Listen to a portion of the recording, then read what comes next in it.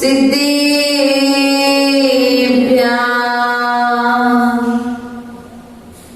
नमो अरिहन्ताणं नमो सिद्धाणं नमो आयर्याणं नमो वज्रायाणं नमो Lowe सब्बसागुणम्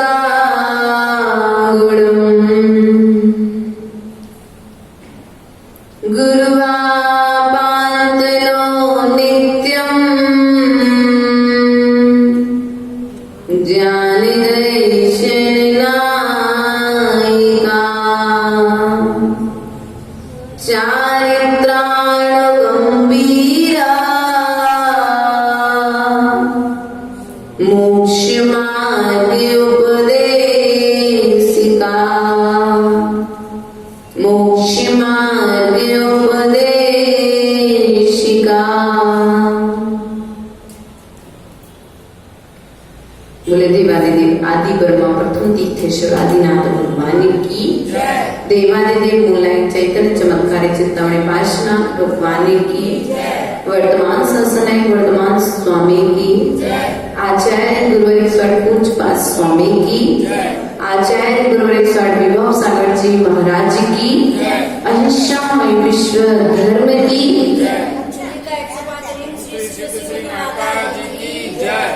यस्य स्वयं स्वभावाप्ति प्रभावे कृतसंकर्मणा तस्मै संज्ञान रूपाय नमोस्तु परमात्मने।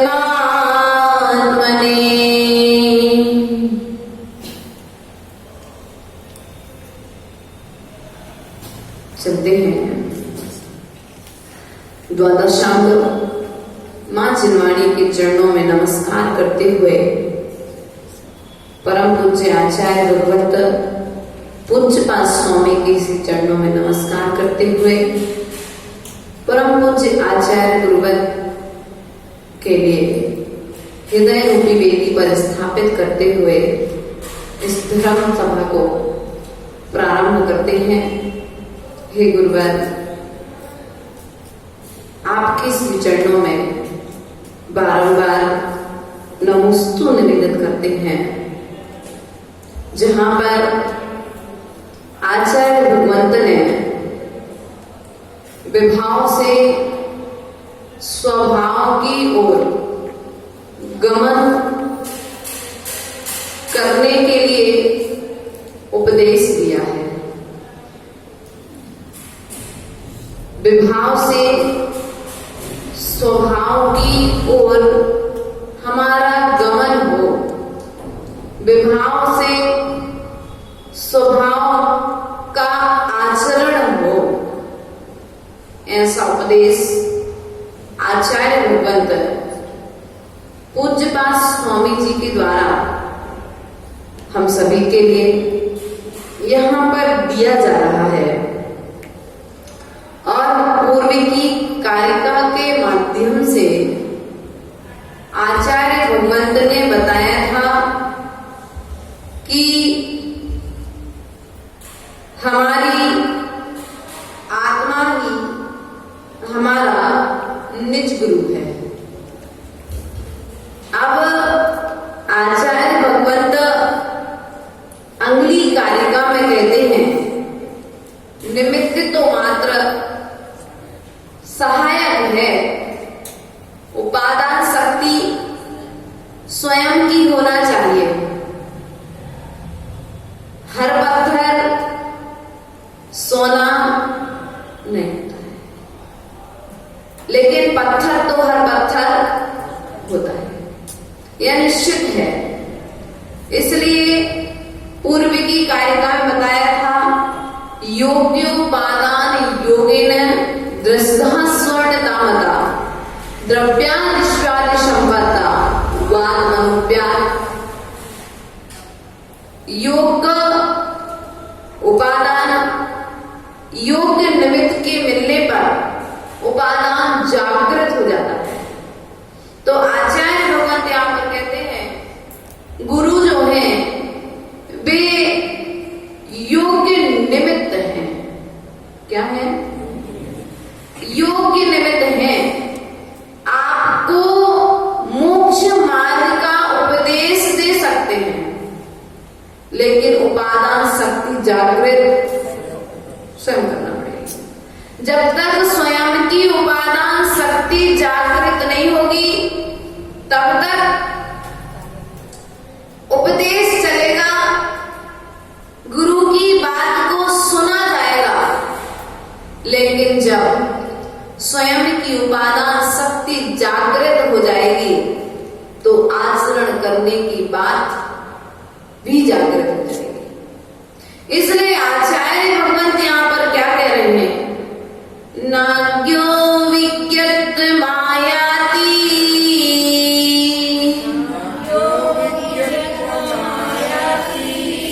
विज्ञो नाज्ञत्वमिच्छति,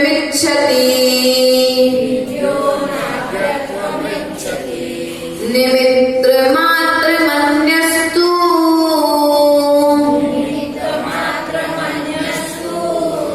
गते धर्मास्ति कायवत्।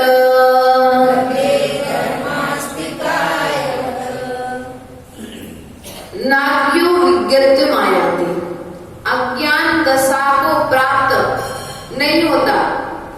कौन? ज्ञानी जीव जो है वह अज्ञान दशा को प्राप्त नहीं होता, और जो ज्ञानी जीव है वह अज्ञान दशा को प्राप्त नाज्ञो मतलब अज्ञानी, विज्ञत्व ज्ञान दशा को, मायाति प्राप्त नहीं होता है, विज्ञो नाज्ञत्वमिच्छति और ज्ञानी अज्ञानता को प्राप्त नहीं होता। क्यों? निमित्त मात्र मनस्तु, गुरु आदि जो है मात्र निमित्त हैं। कौन है? गुरु आदि जो बाहर में मिले हैं वह मात्र निमित्त हैं। आपको अंतरंग में भूख लगी, आपकी उपादान शक्ति जागृत थी कि नहीं थी? अंतर में भावना हुई तब तो आपने क्या किया? भोजन मात्र उस भूख को मिटाने का सहयोगी कारण है, लेकिन आपके लिए भोजन जब ग्रहण करोगे तो उसके बाद में वह भोजन जाकर के तुम्हारी भूख को शमन करने का साधन बनेगा। उपादान शक्ति कितनी है तुम्हारी? छोटा बच्चा है, छोटा लड्डू खा पाएगा, बड़ा बच्चा है 2 लड्डू भी खा लेगा, और बड़ा है तो 1 लड्डू भी अच्छे से नहीं पचा पाएगा, वृद्ध अवस्था वाला। इसलिए विचार करना है, अपनी अपनी शक्ति के अनुसार अपने उपादान शक्ति को जागृत करो। आचार्य भगवान कहते तुम्हारे अंदर अनंत शक्ति है। कितनी शक्ति है? भगवान पार्श्वनाथ, भगवान आदिनाथ आदि जो तीर्थंकर हुए, उनकी शक्ति में और आपकी शक्ति में रंच मात्र भी अंतर नहीं है, किंचित मात्र भी अंतर नहीं है कि एक गुण आप उनमें ज्यादा हो और आप में एक गुण कम निकले।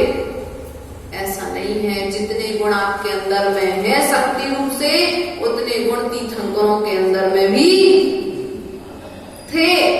उन्होंने प्रकट कर लिया अपने उपादान शक्ति को।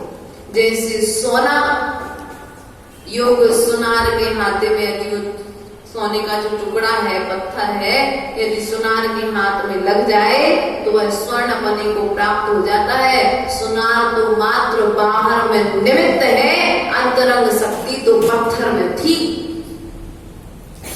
कोयला को कोई सोना, इसलिए विचार करो। उपादान शक्ति होगी तभी तुम्हारे लिए गुरु का उपदेश आदि कार्यकारी है। तो क्या निमित्त छोड़ दिया जाए? हम निमित्त को दोष देते हैं, कभी अपने आप को दोष देते हैं। आचार्य भगवान कहते हैं योग्य निमित्त मिलना भी आवश्यक है। योग्य निमित्तों का मिलना भी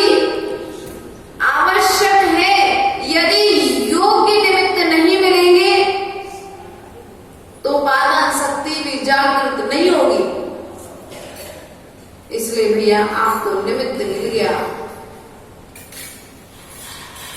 निमित्त मिल गया स्वाध्याय का, उपादान जागृत कर लिया, आ गए।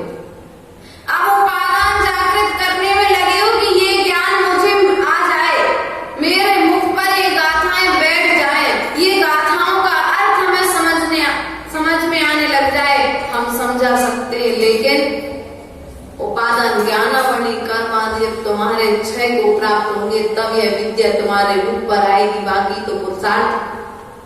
वो जब उपादान शक्ति से आना है तो फिर पुरुषार्थ करना नहीं, ऐसा नहीं है। उपादान को भी जागृत करना पड़ेगा और निमित्त को भी साथ में लेकर के चलना पड़ेगा।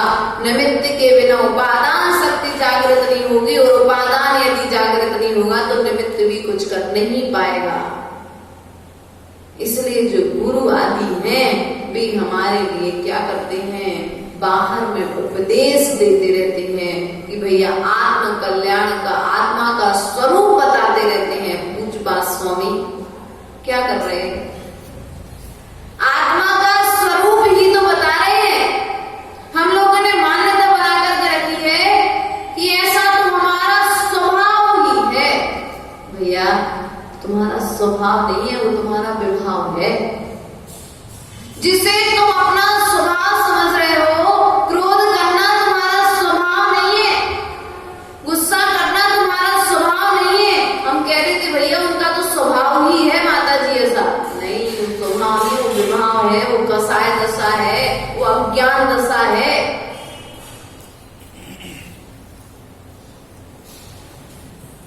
इसलिए विचार करो, निमित्त मिल जाए तो उपादान शक्ति को जागृत करो।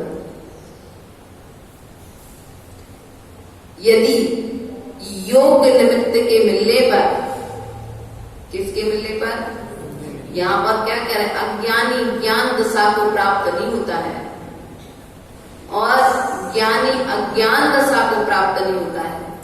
यहाँ पर भव्य आदि की अपेक्षा से लगा सकते हैं, पर कर्म आदि घटित करके अपन यहाँ पर लगा सकते हैं कि जिसने तीव्र ज्ञानावरणी कर्म का बंध किया है उसे अपन कितना भी उपदेश दे दो।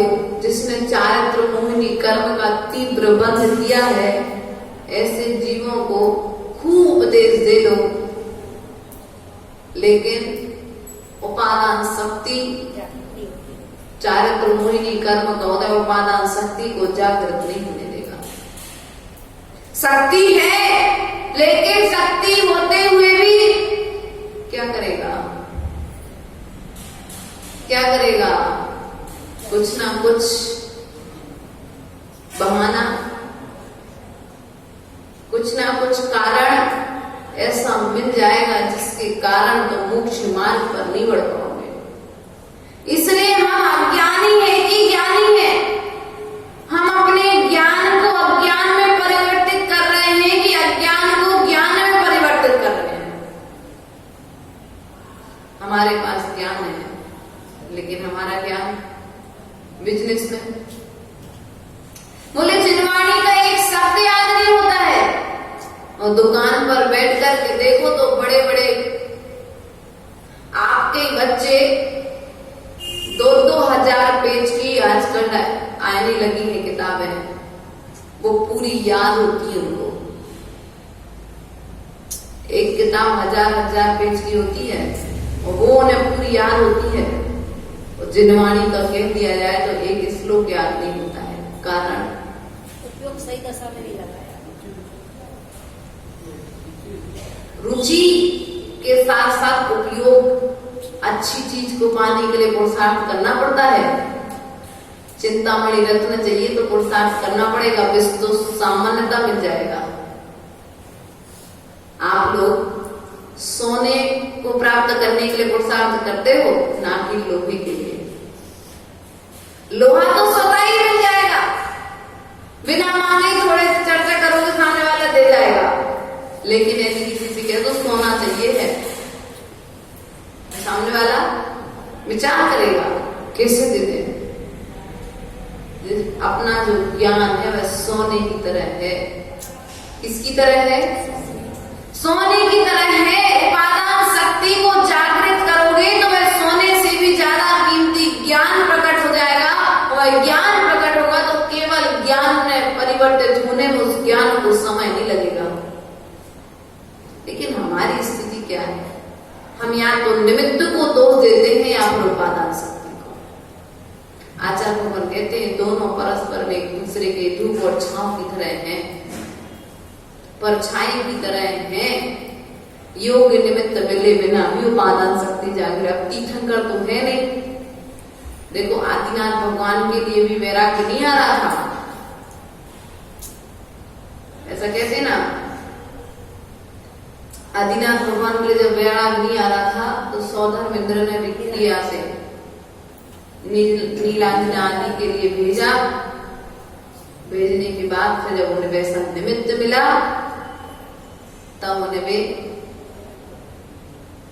मोक्ष मार्ग की ओर बढ़े हुए संसार की अशांतता का भान हो गया। इसलिए विचार करो, ज्ञान तो है जो बचपन से अवधि ज्ञान को धारण करने वाला है, तो क्या उसके लिए पता नहीं होगा संसार क्या है? लेकिन उनके लिए उस निमित्त से ही वैराग्य आना था, उस निमित्त से ही उनका संसार छूटना था। वैसा कारण उनके जीवन में घटित होना था। नैमिनाथ भगवान वैराग्य नहीं आ रहा था। कृष्ण के द्वारा रची गई रचना कैसे आएगा इनको वैराग्य? तो इनके विवाह कराए, पक्का कर दिया गया और सब कुछ करने के पश्चात में पशु आदि के लिए बांध दिया गया। इसलिए विचार हमारे जीवन में दिन और रात ऐसी ऐसी घटनाएं घट रही हैं, लेकिन फिर भी हम अपनी उपादान शक्ति को जागृत नहीं कर रहे हैं। पहले गुरु का सहयोग नहीं मिला। एक समय था, आज से 25 साल पहले, 30 साल पहले तक लोगों के लिए निर्ग्रंथ गुरुओं के दर्शन नहीं होते थे। हजार किलोमीटर दूर में कभी एक आध गुरु का सुन लिया तो दर्शन करने बड़ी श्रद्धा के साथ नमस्कार करते थे। और आज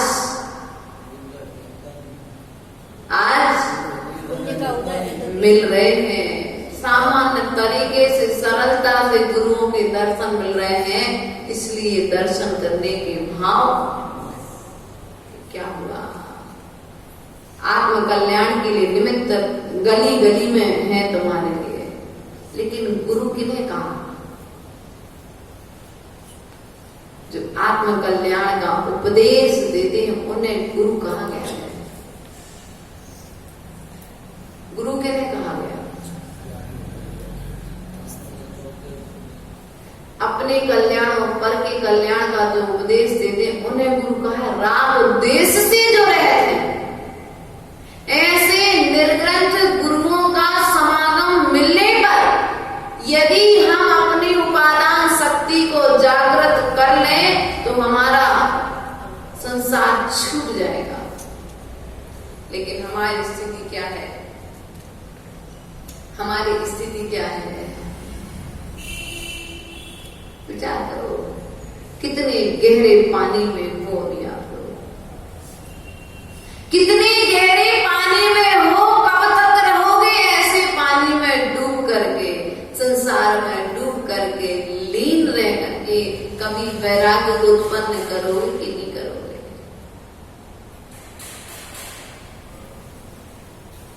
सुनने में तो सब कुछ अच्छा लगता है, लेकिन आचरण की बात कही जाए तो सुनते समय तो ऐसा लगता है कि सुनते ही रहो, 2 घंटे भी यदि बोलते तो कोई उठ करके। लेकिन आचरण की बात कही जाए तो सभा में एक व्यक्ति भी उपादान शक्ति को जागृत करने की बात कही जा रही है। जिनेंद्र देव का आपको निमित्त मिला है, जिन ग्रंथ गुरुओं का आपको सानिध्य मिला है, जिनवाणी का उपदेश मिल रहा है, लेकिन इसके बाद में भी यदि उपादान शक्ति को हम जागृत नहीं कर रहे हैं, अर्थात मोक्ष मार्ग पर नहीं लग रहे हैं, तो हमारे बराबर कोई पापी शायद इस दुनिया में होगा। पहले तो निमित्त ही नहीं मिलते थे, तो काटने के लिए भी बता रहे जिनवाड़ी में क्या करो, कर्म काटने के लिए भी तो बता रहे कि जो पूर्व भाव में करके आए उन कर्मों को काटने का भी दो उपाय बताया। ज्ञानावर्णी कर्म का बंध किया है, दर्शनावर्णी कर्म का बंध किया है, मोहिनी चारित्र मोहिनी कर्म का बंध किया है। चारित्र मोहिनी कर्म का बंध कैसे होता है? कोई मोक्ष मार्ग कर बढ़ रहा था, हमने रोक दिया, अरे कहाँ जा रहे आप, उधर अच्छा नहीं है, देश बस अभी क्या तुम्हारी उम्र है चारित्र धारण करने की। नाना तरह के उपदेश के द्वारा हमने उसे मोक्ष मार्ग की ओर बढ़ने, कभी गुरु के राग में, कभी घर के राग में, कभी परिवार के राग में, कभी स्वयं की आवश्यकताओं की पूर्ति के राग में, हमने उसे मोक्ष मार्ग पर नहीं बढ़ दिया। इसलिए आज स्वयं भी मोक्ष मार्ग पर नहीं बढ़ पा रहे। इसका कारण दूसरे को रोका था, इसलिए आज हम चारित्र को धारण नहीं कर पा रहे। कभी कोई व्रत लेने की बात करता है, नियम लेने की बात करता है, हम कहते भैया टूट जाएगा, काय को नियम ले रहे। हम ये नहीं कहेंगे नहीं भैया दृढ़ता से पालन करना, और कहीं सहयोग लगे तो हम देंगे सहयोग, लेकिन हमारी स्थिति क्या है, हम उल्टा उपदेश देते हैं, हम उसका संबल और साहस नहीं बढ़ाते हैं। मोह सागर जैसे कोई महाराज हो जाए तो कह देंगे भैया 16 उपवास की ताकत थी तो 10 क्यों किए तुमने, उत्साह बढ़ाएंगे। लेकिन हमारे जैसा कोई हो रागी दागी कोई व्यक्ति हो तो क्या कहेगा, मर जाओगे क्या, समाधि करना चाहते हो क्या, जो इतने उपवास कर रहे हो। नहीं भैया, उपवास आदि करना साधना है, और इसके साथ साथ में कसायों का त्याग करके उपवास करना, सभी प्रकार के विषयों का त्याग करना, जिनेंद्र भगवान के चरण शरण में रह करके उपवास करना, स्वाध्याय आदि सुन करके उपवास करना, तो ये इस तरह के उपवास तो कर्म को ग्रस्त करने में साधन है। लेकिन हमारी स्थिति क्या है, चारित्र मोहिनी कर्म का तीव्र बंध करके रखा है, तो ना तो स्वयं चारित्र ले रहे हैं और ना सामने वाले को लेने दे रहे हैं। जब उनको निकलना था घर से, बहुत से लोग उपदेश देने आए, समझाने आए, अरे कहाँ आप जा रहे हो, कौन से संघ में जा रहे हो, संघ तो देख लेते, गुरु तो देख लेते। श्रद्धा में तो नहीं था, पिछी कमंडलधारी गुरु होते। कैसे होते हैं, और गुरु उसे बनाना है, गुरु जिससे हम अपने मन की बात बैठ करके कह सके। गुरु उसे बनाना है जिससे दो शब्द हमारे गुरु हमें बुला करके कह तो सके, हम अपने गुरु से अपनी बात कह सके और गुरु के निकट पहुंच करके अपनी उनकी बात सुन सके। इतना ही ध्येय था मन में, कोई बड़ा ना हो, छोटा सा हो, आत्म कल्याण करने के लिए। नदी से पार होने के लिए जहाज ही आवश्यक है क्या, छोटी सी जो नाव होती है जिसमें 2 लोग ही सवार हो, तो उससे भी नदी से पार हो जाते हैं। थोड़ा समय लगता है लेकिन पार तो। यदि चलाने वाला चालक अच्छा है तो छोटी नाव से भी पार हो जाओगे, और बड़ी नाव में बैठने के बाद भी यदि चालक अच्छा नहीं मिला, परिणाम संक्लेशित होते रहे, तो बड़ी नाव में बैठने से भी। इसलिए विचार करो, हमने यदि इस तरीके से चारित्र मोहिनी कर्म का बंध किया है, वर्तमान पंचम काल में राग की दशा में हम चारित्र मोहिनी कर्म का तीव्र बंध कर रहे हैं। क्या कर रहे हैं, राग की दशा में इंद्रवर्धन जी के पुत्र के भाव हो गए, हमें दीक्षा लेना है, हुए नहीं, उदाहरण समझना है, नहीं तो अरे अभी क्या आ जाए जीवन भर को वैराग, तुम्हारे बेटे को भेज दो, मेरे बेटे काम क्यों दे रहे। अरे महोत्सव सागर या पुण्य सागर जी के पास में, खुद के भाई के पास में भी जाएगा तब भी भेजने तैयार नहीं होंगे। तो अंतरंग सागर महोत्सव सागर से पूछो वो कैसे निकल के गए आपके बीच से। राग की दशा है, राग तीव्र है, ये मेरा बेटा है। अरे वैरागी देखो, जिनको राई का दाना भी चुभता था, कोई गुरु का उपदेश नहीं मिला, मात्र एक विद्वान ने, एक ज्योतिषाचार्य ने इतना बता दिया था कि ये कभी भी निर्ग्रंथ गुरुओं को देखेंगे और ये मोक्ष मार्ग की ओर। माँ ने कितना भी रोका, माँ ने नाना तरह के पूरे महल में पर्दे लगा दिए, उसे कभी महल से बाहर निकलने नहीं दिया जाता था। इतने सुकुमार उन्हीं के लिए इतने बंदेज में रखने के बाद में भी धाय का निमित्त बन गया और उन्हें पता पड़ गया। धाय रो रही थी, भैया क्यों रो रहे धाय माता? नगर में निर्ग्रंथ गुरु आए हैं और उन्हें इस तरीके से नगर से बाहर निकाल दिया गया। क्यों रोते हो आप? वो इस राज्य के पूर्व में राजा थे, अर्थात आपके पिता थे। पिता को देखना है। हाँ,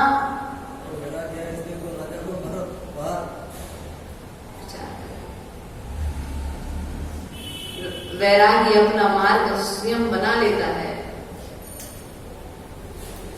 झरोखों से कपड़े बांधे, ऐसा ग्रंथों में बताते हैं, और उन कपड़ों को बांध करके उनसे लटक निकल करके राजमहल से बाहर निकले। पिता के देख करके वैराग हुआ, वहीं पर सब कुछ त्याग करके निर्ग्रंथ मुनि बन करके खड़े हो गए।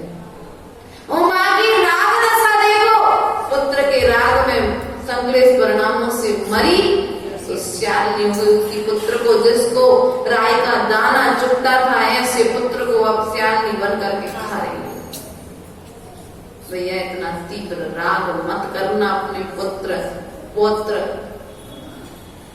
पोता पोती आदि से। यदि करोगे तो दशा पीछे की कहानी से सीख लेना। कभी किसी को मोक्ष मार्ग पर बढ़ने से मत रोकना, क्योंकि निमित्त बाहर में बहुत मिलेंगे। अज्ञानी होगे तो अज्ञान रूप कार्य करोगे, और ज्ञानी होगे तो ज्ञान रूप कार्य करोगे। जिसके पास जो होता है वो दूसरे को वही देता है। आप जानते हो गृहस्थ जीवन कितना कठिन है, लेकिन फिर भी अपने आगे आने वाली पीढ़ी को उसी गृहस्थ अवस्था में फंसा देते। क्यों? राग के कारण। मेरा परिवार बढ़ेगा, मेरा आगे क्या बोलते हैं, वंश परंपरा आगे चलती रहेगी। इस राग में आप स्वयं पाप करते हो और आगे अपने पुत्र को भी उपदेश देते हो। अरे महावीर ने कौन सी वंश परंपरा चलाई? तुम्हारे पुत्र, तुम्हारे दादा को या तुम्हारे दादा के दादा या तुम्हारे जो हुए, कौन जानता उनको? 100 वर्ष तक जान लोगे, 100 से ज्यादा होगा तो कोई 50 वर्ष तक और जान लेगा, 150 वर्ष जान लेगा। लेकिन महावीर भगवान ने आदिनाथ की परंपरा चलाई, 2500 वर्ष तक सब जान रहे। 2600 वर्ष हो गए।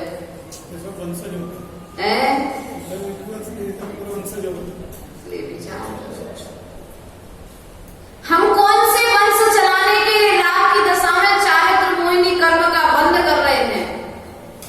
इसलिए विचार करो, यदि हमारे द्वारा चारित्र मोहिनी कर्म का बंद किया जा रहा है, राग दशा में, द्वेष दशा में किसी को वैराग धारण नहीं करने दे रहे हैं, या मोक्ष मार्ग का उपदेश नहीं दे रहे हैं, मोक्ष मार्ग का सही दशा नहीं बता रहे हैं, उसे भटकाने का प्रयास और पुरुषार्थ कर रहे हैं, तो आचार्य भगवान कहते हैं आज तुम उसे भटकाओ, आज तुम उसे मोक्ष मार्ग पर ना बढ़ने दो, कल तुम भी मोक्ष मार्ग पर नहीं बढ़ पाओगे।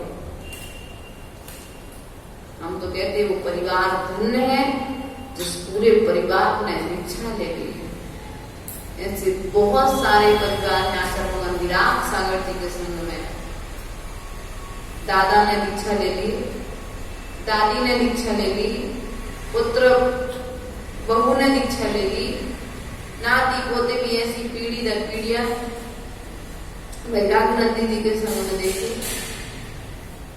आचार्य भगवान सुंदर सागर जी के संग में देखिए, बुआ ने व्रत लिया, भाई के लड़के ने भी व्रत ले लिया, भाभी ने भी व्रत ले लिया और भाभी की बच्ची ने भी व्रत ले लिया। क्या राग नहीं हुआ उन्हें परिवार से? वो भी इसी पंचम काल के जीव हैं। हमारे संग में देखिए, आचार्य गुरुदेव ने दीक्षा ली, उनकी माँ की दीक्षा हो गई, आज पिताजी क्षुल्लक बनकर हैं संग। क्या करो? क्यों? माता पिता ने रोका तो था थोड़ा, लेकिन वैरागी की परीक्षा लेने के लिए, वैरागी की परीक्षा लेने के लिए रोका था। इसलिए आज पूर्व में माता ने आदि का दीक्षा लेकर के समाधि मरण किया और वर्तमान में पिताजी क्षुल्लक बनकर के संग में 11 उत्कृष्ट श्रावक के व्रतों का पालन कर रहे हैं। महाव्रती ना बन पाओ तो देश प्रति बनने की भावना तो, और स्वयं ना ले पाओ तो दूसरे को देश व्रत आदि धारण करने का उपदेश दो। अपने ज्ञान के अनुसार संसार में तुम फंसे हो, तुम छूटने का उपाय ढूंढते हो। अनंतमती जैसी पुत्रियां यदि घर में हो जाएं तो मोक्ष मार्ग कितना आगे बढ़ जाए। अभी कुछ दिन पहले सुन रहे थे, अभी लोग बैठे थे, कुछ चर्चा हो रही थी, अनंतमती का नाम है, बोले 8 दिन का व्रत लिया था अनंतमती के माता पिता ने मुनिराज के पास जाकर के, और अनंतमती ने, पिताजी आपने तो समय सीमा बांधी थी, लेकिन हमने तो एक व्रत जो लिया उसको आजीवन दे दिया है। इसलिए विचार करो, आचार्य गुरुदेव के मुख से अभी सुना था कुछ समय पूर्व, आचार्य गुरुदेव बता रहे थे कि जब वे निर्णय सागर में चातुर्मास हुआ 1995-94 की बात है, 93-94 समथिंग, तो महाराज जी ने उनको विराग सागर जी के पास भेजा। विराग सागर जी ने पूछा, रात्रि भोजन करते हो? तो बोले त्याग। त्याग मतलब एक बार जो छोड़ा तो बोले मैंने जितने भी नियम लिए आजीवन ही लिए। दूसरी बार कोई एक बार जो व्हाइट कपड़े पहने सो फिर। अब माता पिता ने रोका, परिवार ने रोका, सब ने रोका, लेकिन स्वयं में दृढ़ थे तो कोई रोक नहीं पाया। इसलिए विचार करो, यदि चारित्र मोहिनी कर्म का बंध हम तीव्र करते हैं तो हम कभी चारित्र धारण नहीं कर पाएंगे। इसलिए दीक्षा आदि जो आजकल बड़े रूप में होने लगी, वो किस लिए हो रही? किस लिए हो रही? प्रभावना के लिए नहीं हो रही कि जो आपने पाप कर्मों की अनुमोदना करके आए हो तो उसका तो पाप आपको लग ही रहा है, तो कम से कम पुण्य की प्रभावना होगी तो उसकी अनुमोदना करो तो कुछ तो तुम्हारा कर्म कटेगा। दीक्षा इतनी प्रभावना के साथ क्यों होती? पहले तो सामान्य रूप से दे देते थे, अब प्रभावना के साथ क्यों होने लगी आजकल? इतनी प्रभावना, टीवी, कैमरा, लाइट, बाजे, मेहंदी का फंक्शन, इधर का फंक्शन, उधर का फंक्शन, क्यों? वैरागी को कुछ नहीं चाहिए, ना तुम्हारा सोना चाहिए, ना चांदी चाहिए, ना तुम्हारे बैंड बाजे चाहिए, ना तुम्हारा कैमरा चाहिए। उसको तो दीक्षा लेने से मतलब है, लेकिन हो सकता है उसको देख करके आपके अंदर भी वैरागी के भाव हो जाएं। आप महाव्रती ना बने तो कम से कम देशव्रती बन जाए। उतने समय दृश्य को देखते समय तो वैरागी की भावना आपके मन में आएगी, तो एक समय वो आएगी भावना कभी न कभी तो फलीभूत। जमीन में बोया गया बीज कभी न कभी जमीन योग्य है तो कभी न कभी तो फल देने वाला बन जाएगा। इसलिए भैया अपने उपादान शक्ति को जागृत करो। गुरु मात्र बाह निमित्त है। गुरु कौन है? बाह निमित्त है। जैसे धर्मास्तिकाय मात्र चलाने में, चलने में सहकारी है, बाकी और कुछ करने में सहकारी नहीं है। उसी प्रकार से गुरु ज्ञानावर्णी कर्म का बंध हम करते हैं। किसका बंद करते हैं? कैसे करते हैं? स्वयं नहीं पढ़ना, दूसरे को पढ़ने नहीं देना, दूसरा पढ़ रहा है तो ईर्ष्यावश जिनवाणी को छुपा लेना, और छुपाने के बाद में जिनवाणी आदि की अभिनय करना, गिरा देना। अब अभी मैं कुछ दिन से जिनवाणियां देख रही थी, बीच में इतनी मोटी मोटी किताबें छेपे में लगी हुई है। अब जिनवाणी की बाइंडिंग कैसे नहीं खुलेगी? नॉर्मली खुलेगी। यदि तुम्हारी उंगली को दबा दिया जाए या रबड़ फंसा दी जाए, यहाँ पर ब्लड का संचार रुक जाएगा तो दर्द दो। जब तुम्हारी उंगली में एक रबड़ के फंस जाने पर प्रतिक्रिया होती है, तो फिर तो जिनवाणी को तुमने पढ़ा सुबह और दिन भर के लिए आपने इतनी मोटी कोई भी किताब जो आप और पाठ के लिए लेते हो, वो किताब आपने लगा दी। अब जिनवाणी की स्थिति क्या होगी? अच्छे से अच्छी बाइंडिंग भी होगी, अच्छे से अच्छी चिपकाई हुई किताब भी होगी, तब भी वह फट जाएगी। इसलिए भैया ज्ञानावर्णी कर्म का बंध जो किया है, एक तो स्वयं दान नहीं करना जिनवाणी क्षेत्र में, और दूसरे को भी ना करने देना। क्या करना? कौटल वाला, कोंडा वाला, कौंडेस वाला कुंद कुंद स्वामी बने। किसके प्रभाव से? एक जिनवाणी गुरु के हाथ में दान दे दी, उसके प्रभाव से वे क्या हो गए? कौंडे आचार्य भगवान कुंद कुंद स्वामी बन गए, 84 पहाड़ों की रचना कर दी। तो क्या आज उतना प्रभाव नहीं है? क्या प्रभाव तो है, श्रद्धा नहीं। प्रभाव तो उतना ही है, लेकिन श्रद्धा उतना है कि नहीं है? ज्ञानावर्णी कर्म का तीव्र बंध हम कर रहे हैं और चाहते हैं कि मेरा ज्ञानावर्णी कर्म का बंध कटे, तो मंदिर में आकर के जिनवाणी की विनय करो। यदि कहीं पर शास्त्र दान आदि हो रहा है तो वहां पर अपने हिसाब से, अपनी शक्ति के अनुसार उस शास्त्र दान आदि में सहयोग करो। जिनवाणी आदि के लिए छपने आदि में कहते हैं क्या करना छपने में, इतनी तो जिनवाणियां पड़ी हुई है। यदि ऐसा उस समय सोचते तो आज हमें जिनवाणी नहीं मिलती। आज हमारा प्रमाद है, पहले के समय में जिनवाणी देखने नहीं मिलती थी, और आज जिनवाणी मिल रही है तो हम विनय नहीं कर पा रहे। इसलिए भैया जो समझदार व्यापारी होता है वो अपना लिखता है कि मेरा ज्ञानावर्णी कर्म कैसे क्षय होगा, मेरा ज्ञानावर्णी कर्म कैसे क्षय होगा। उसके लिए शास्त्र दान करो, शास्त्रों की विनय करो, कवर चढ़ाओ जिनवाणी पर आकर के। यदि कोई फटी है तो उसको सुरक्षित करो, क्योंकि एक जिनवाणी आप सुरक्षित कर दोगे, ये विश्वास है। जितनी जिनवाणियां हैं मैं नहीं पढ़ पाऊंगी चतुर्मास में, लेकिन सुरक्षित करूंगी तो आगे आने वाली पीढ़ी कोई ना कोई साधु आकर के पढ़ेगा, और पढ़ने के बाद में यदि पढ़ेगा भी नहीं और कवर यदि आकर्षित होगा तो श्रद्धा पूर्वक नमस्कार तो करेगा। कुछ नहीं करेगा तो एक बार जिनवाणी का नाम तो पढ़ेगा, जिनवाणी की तरफ उसकी दृष्टि तो जाएगी। इसलिए प्रयास और पुरुषार्थ करो जिनवाणी की सुरक्षा में। ज्ञानावर्णी कर्म के बंध को काटने के लिए जिनवाणी की सुरक्षा करो, जिनवाणी को दान करो। दर्शनावर्णी कर्म, एक तो स्वयं भी भगवान के श्री चरणों में नहीं जा रहे और दूसरे को भी रोक रहे। हाँ, ऐसे जीव भी मिल जाते हैं। इसलिए नाना तरह से हमने दर्शनावर्णी कर्म का तीव्र बंध किया है। इसलिए आज हमें भी बंध हो रहा है। इसलिए ऐसे बंधों से बचने का प्रयास करें। निमित्त मिल रहे हैं, उपादान शक्ति कर्म के कटने पर जागृत होगी। इसलिए कर्मों को काटने के लिए प्रयास और पुरुषार्थ निरंतर करते रहें। अब यहाँ पर आचार्य भगवान क्या कहते हैं? अभ्यचित्त विक्षेप एकांते तत्व संस्थितः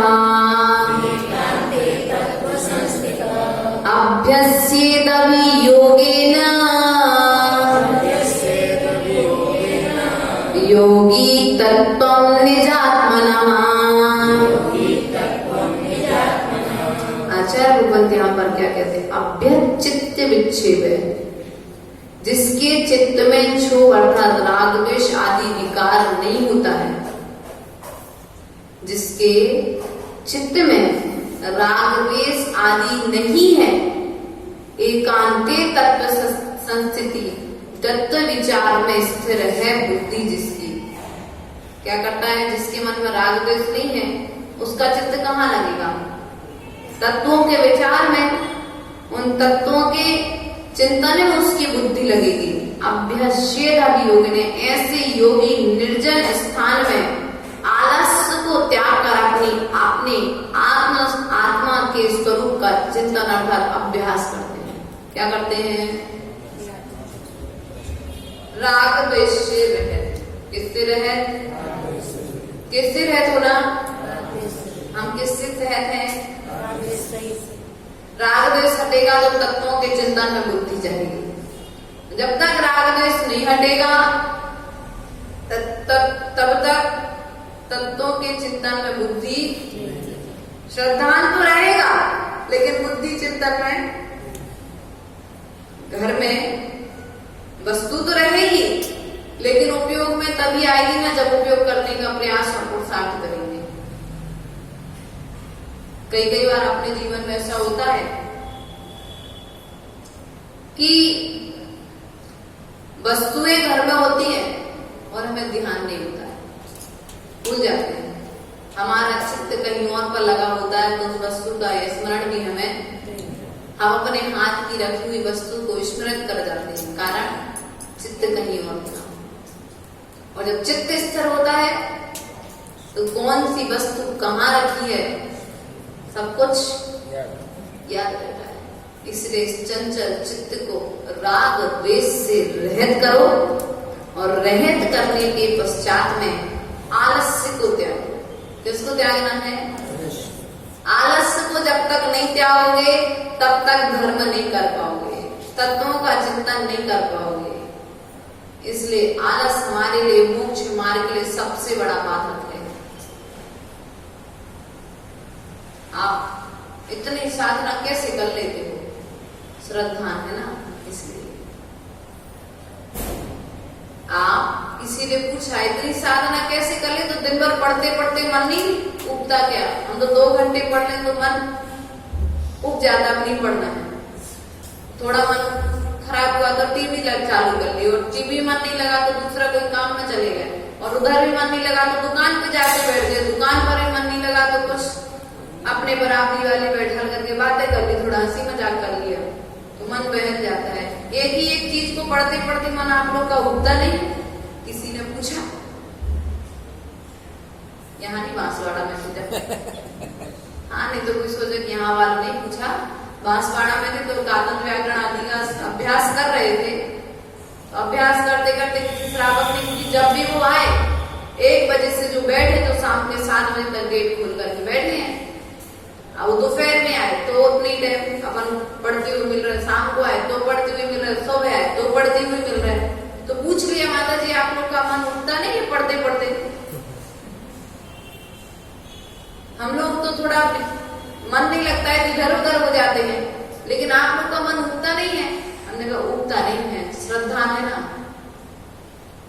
मन, आपका मन पोते को खिलाने में सुबह दोपहर शाम तीनों चारों टाइम खिलाते रहो तो क्या होता है? मन उठता है क्या?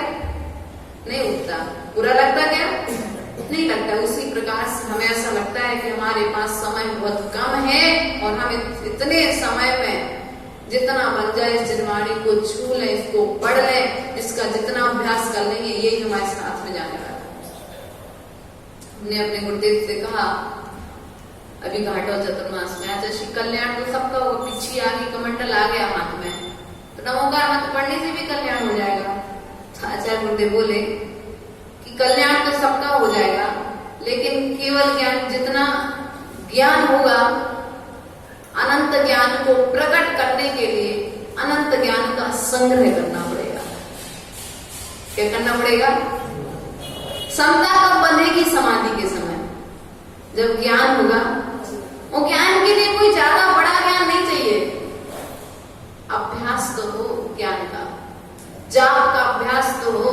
अध्यात्म सागर जी की समाधि हुई। वृद्ध थे, 80 साल से ऊपर के थे। समाधि हुई, अभ्यास था जाप करने का। अंतिम समय तक आंखें नहीं खुल रही थी, उठने बैठने की क्षमता नहीं थी, लेकिन माला नहीं होती। हम लोग को कैसे पता पड़ता था कि अभी इनकी श्वास चल रही उनके मोतियों से, कि अभी इनकी श्वास है, ये जागृत है। जागृत है तब तो इनकी माला अभी तक और अंतिम क्षणों तक उनकी माला चलती रही। और जब उनका समाधि मरण हुआ प्रातःकालीन वेला में, गुरु की गोद पद्मासन में गुरुदेव ने उन्हें बैठा दिया था। णमुकार मंत्र सुनते सुनते मुनि अवस्था में उन्होंने अपने मरण को प्राप्त कर लिया। यानी लोगों की एक मान्यता और है। क्या मान्यता है? यदि हमने दीक्षा ले ली और दीक्षा लेने के बाद हम पालन नहीं कर पाए तो क्या होगा? कुछ नहीं होगा। दृढ़ रहोगे तो समाधि होगी, दृढ़ रहोगे तो समाधि होगी। आप प्रभावना कहीं पर भी नहीं होगी। दृढ़ स्वयं को रहना पड़ेगा। यदि तुम स्वयं दृढ़ नहीं रहोगे तो पूर्ण रूप से तुम स्वयं आलस्य और प्रमाद को ग्रहण करोगे। हर चीज में कॉम्प्रोमाइज करना है, लेकिन व्रतों की साधना में कॉम्प्रोमाइजन। आपको 2 टाइम भोजन मिलेगा ही नहीं, 1 टाइम ही करना है आपको। 3 टाइम की सामयिक करना है आपको, चाहे लेट के करो चाहे बैठ के करो, स्वस्थ अवस्था में हो चाहे अस्वस्थ अवस्था में हो। स्वाध्याय तो आपको करना है, चाहे किताब पकड़ के करो चाहे चिंतन करके करो, चाहे पूछ करके करो चाहे सुना करके करो। स्वाध्याय तो आपको 4 टाइम का करना ही है। प्रतिक्रमण आपको सुबह दोपहर 3 टाइम का, जो एक तो प्रतिक्रमण प्रत्येक ध्यान होता है आहार के बाद आकर के, और 2 बार सुबह और शाम का मूल रूप से बड़ा प्रतिक्रमण होता है। तो ऐसे 3 टाइम आपको प्रत्येक ध्यान दो, पापों का त्याग दो, करना ही है। अब पाप नहीं हुए तो हम कैसे प्रतिक्रमण करें? हमने तो कोई पाप ही नहीं किए, हमने तो कोई पाप ही नहीं किए, तो प्रतिक्रमण कैसे करें हम? ऐसे चीज भी होते हैं। मान्यता को रखने वाले हमारे संघ में थे और हैं भी। अब तो हमने पाप ही नहीं किए, पाप तो साधु कर रहे थे, वो करे प्रतिक्रमण। एक बार किसी से कह दिया कि भैया चलो अपन प्रतिक्रमण कर लें, तो तुम ही लोग करते हो पाप, हंसी में आप ही लोग करो प्रतिक्रमण। लेकिन नहीं, साधु पाप कितना करता है। पाप का प्रतिक्रमण कम होता है, प्रमाद का प्रतिक्रमण ज्यादा होता है। किसका प्रतिक्रमण कर रहा साधु?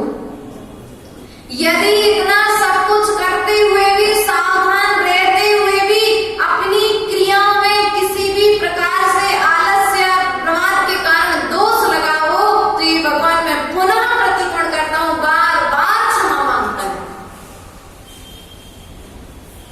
पाप करेगा वही प्रतिक्रमण करेगा, इस बात की कोई गारंटी नहीं है। बड़े बड़े पापों के साथ में छोटे छोटे पापों का प्रत्याख्यान साधु के द्वारा उनका त्याग किया जाता है। और त्याग, इतना सब कुछ त्याग करने के बाद में भी संभावनाएं बनी रहती है, डर बना रहता है। रोज रोज ही प्रतिक्रमण क्यों करना? एक दिन कर लो, नहीं। भोजन रोज रोज क्यों करना? भोजन रोज रोज क्यों करना? भूख लग रही ना। उसी प्रकार से आचार्य भगवान कहते हैं, आपको जिस प्रकार भोजन रोज करना आवश्यक है, उसी प्रकार से साधु के लिए प्रतिक्रमण और सामयिक आवश्यक है। आत्मा का भोजन है सामयिक और पापों का त्याग है प्रतिक्रमण। पापों के प्रमाद से जो किया गया है, यदि प्रमाद हो गया हो, असमय में कोई क्रिया हो गई, उन क्रियाओं में कोई दोष लग गया हो, उसका प्रतिक्रमण किया जाता है। इसलिए हम सभी आलस्य को त्याग करके सावधानी पूर्वक निर्ग्रंथ गुरु का जो हमें सानिध्य मिला है, जिनवाणी का जो सहारा मिला है, जिनेंद्र भगवान की जो शरण मिली है, उस निमित्त का फायदा उठाते हुए अपने उपादान शक्ति को जागृत करेंगे और तत्वों का चिंतन करें। तत्व सात होते हैं, जीव, अजीवाश्रव, बंध, संबड़, निर्जरा, मोक्ष। तत्व सात होते हैं। इन सात तत्वों का प्रतिपल चिंतन करते रहें कि मेरे द्वारा जो क्रिया की जा रही है, मुझे पाप कर्म का बंध कराने वाली है कि पुण्य कर्म का बंध कराने वाली है। मुझे इस क्रिया के द्वारा शुभ का आश्रय हो रहा है कि अशुभ का आश्रय हो रहा है। मेरे इस क्रिया के द्वारा मेरे कर्म की निर्जरा हो रही है कि कर्म का बंध हो रहा है। आए हुए कर्म कितने समय के लिए रुके हुए हैं या कितने समय तक रहेंगे, संवर आदि को जान करके हमें इन कर्मों से छूटने का प्रयास करना है, पुरुषार्थ करना है। ये शरीर जो है पुद्गल है, इसने किसी का सहारा नहीं दिया है, किसी का साथ नहीं दिया है और ना कभी साथ देगा, तो हम इसके दास बन करके क्यों अपना जीवन बर्बाद करें। ये जीव तो जो आत्मा है, ये अजर अमर है, अविनाशी है, अरस अरूपी गंध आदि से जो क्या है, रहत है। इस प्रकार से हम अपनी आत्मा का चिंतन करेंगे, तभी हमारा कल्याण होगा और मोक्ष तत्व की ओर हम बढ़ पाएंगे। बोले महादेव भगवान की, अरशनाथ भगवान की।